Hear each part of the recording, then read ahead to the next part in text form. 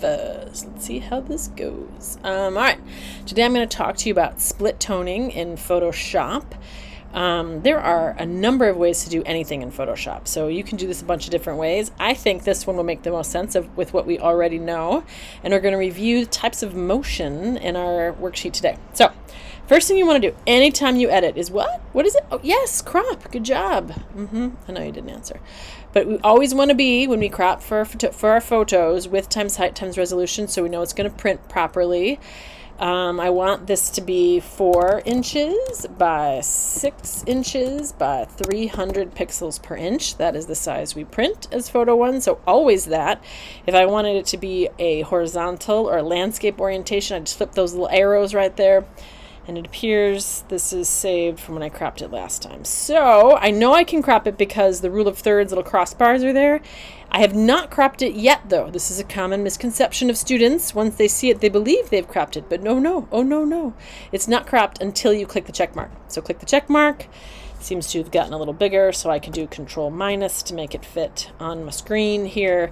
And now I have a wonderfully cropped photo that I know will print correctly. So first thing we always do when we edit, crop. Second thing is adjust the levels. So I go over here to my adjustment layers. I click on my levels. I make the black and the white. Every good photo should have a light to a dark. I make sure they're on the mountain, aka the histogram. And let's see here, I can move the midtone. I like it to be just a little bit lighter. I want to see my colors a little bit more. So those we do every time, right? Next we start thinking about color.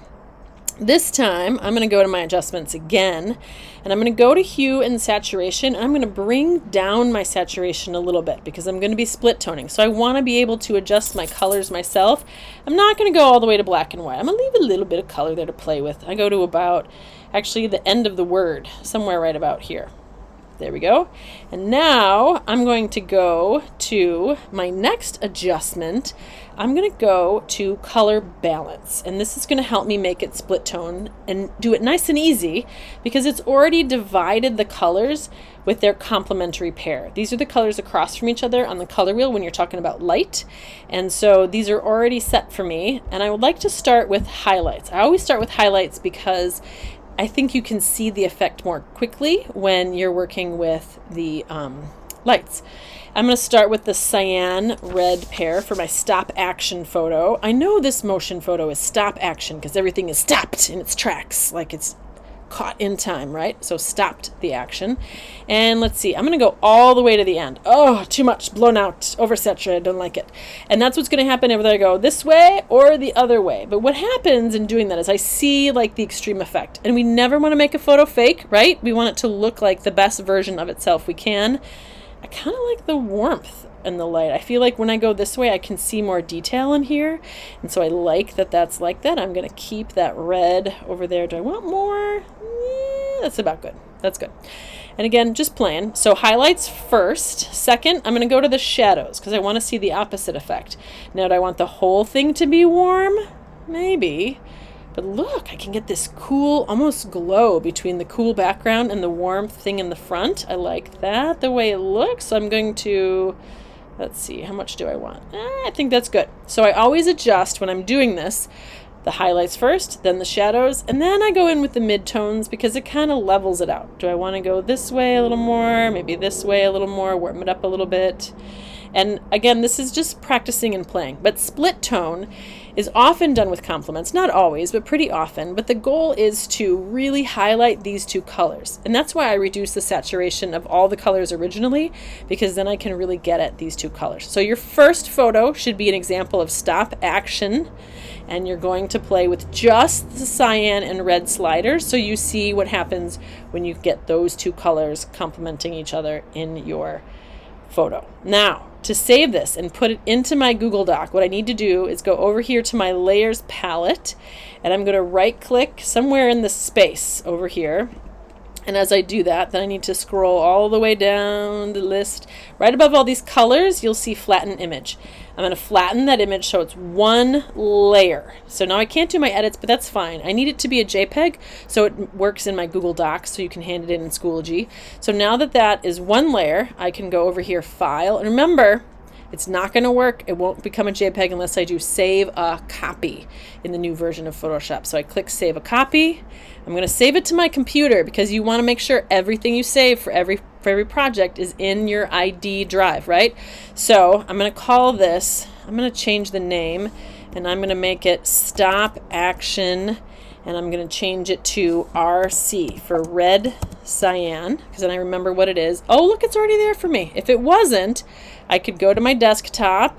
I could then change to my Photo 1 folder. You would find it in your ID, Photo 1 folder, desktop, Photo ID, and then in my motion folder. So right down here I have it's in my motion folder for the project, just like it should be. I can see that it's a JPEG, just like I wanted, and I click say, you know what? I'm going to change my name, actually. I want this to be, so we practice. My last name, my first name, so let's see. Last name, my first name. Exactly. And I'm going to call this Stop, as in Stop Action. So this is my Stop Action with red and cyan. There we go. Then I save that. It's in my folder. 8 is great. That's big enough. Click OK. If this makes sense and you want to go on your own, go for it. If you want me to go through the next one and you want to watch it, okay. Going to do that one. All right, your second one, blurred motion. First thing I got to do, crop. Look, I'm still in the crop tool. It's working out for me. And this is all still set already. What if I switch this? Ooh, I like that better for this photo. I still got some things off the side. I'm going to slide this over to the side here so that I have a little more room for these people to walk into. I like that, and I think that's working out nicely. I'm going to click check. And then let's see here. Let's move this. Whoops, no, not that. I don't want to crop that. I already cropped. Let's take the move tool so we can move that. I'm press and hold the space bar. That little white hand pops up, my little Mickey Mouse hand, and I can move my whole picture around if you press and hold the space bar and then move with your mouse.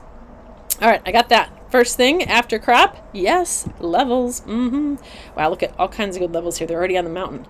I think I'm going to make it just a little bit lighter so I can play with my light values a little bit. Oh, this is kind of interesting. A little vignette pops up. Not bad. This one's pretty good already. Adjustments. Next thing I do is take down my saturation so that I can play with my colors a little bit. Next adjustment is my color balance. Now, for your blurred motion photo, I know it's a blurred motion photo because the thing moving, the motion is blurred, right? The blurred motion photo, I want you to try the magenta and green slider.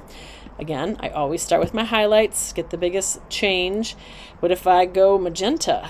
That's a bit much. Maybe a little more subtle would be nice. What if I go over to green?